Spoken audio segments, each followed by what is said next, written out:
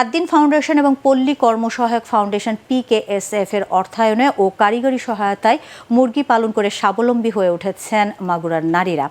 জেলায় এ পর্যন্ত বিনামূল্যে খামারিদের জন্য 93টি হাইব্রিড লেয়ারের খামার করেছে প্রতিষ্ঠান দুইটি।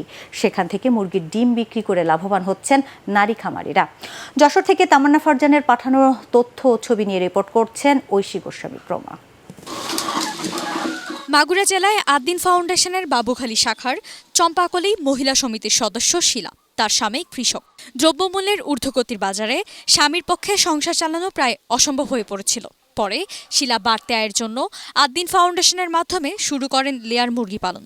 আদ্দিন থেকে খামার করতে প্রয়োজনীয় উপকরণ এবং 100টি লেয়ার মুরগির বাচ্চা দেওয়া হয় বিনামূল্যে। এর সাথে মুরগির ভ্যাকসিন, স্প্রে, জীবাণুনাশক সহ বিভিন্ন উপকরণ নেয় প্রতিষ্ঠানটি।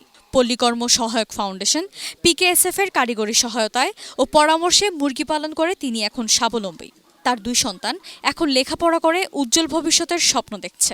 8 দিন থেকে যে বাঁশ, নেট এইসব দিয়ে আমার যাবতীয় সব কিছু দিয়েছে। 90টা ডিম দেয় প্রতিদিন।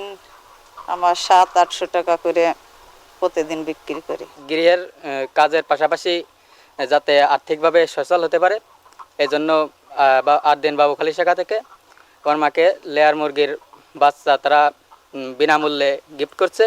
আদ্দিন ওয়েলফেয়ার সেন্টারের প্রাণী সম্পদ কর্মকর্তা ডাক্তার সজীব আহমেদ প্রিন্স বলেন, ভালো মানের মুরগি ও ডিম উৎপাদনে মাচা পদ্ধতিতে খামার গড়ে দেওয়া হয়েছে নারীদের। আমাদের প্রধান উদ্দেশ্য থাকে নারীদের উন্নয়ন করা, অর্থাৎ তাদের কর্মসংস্থান বৃদ্ধি করা, যেন তারা ছোট ছোট খামারের গড়ে তোলার মাধ্যমে তাদের পারিবারিক এবং কাজের পাশাপাশি তারা এই খামার থেকে আয় রোজগার বৃদ্ধি করে তাদের সংসারে আয় রোজগার বৃদ্ধি করতে পারে এবং সংসার উন্নয়ন করতে পারে। এছাড়াও জেলার নিম্নবিত্তদের জন্য ন্যায্য মূল্যে ও স্বল্প পরিমাণে ব্রয়লার মুরগি, হাঁস, টার্কি ও ভেড়ার মাংসের বিক্রয় কেন্দ্র করেছে আদ্দিন ফাউন্ডেশন। এখানে ন্যূনতম 150 গ্রাম মাংস বিক্রি করা হয়।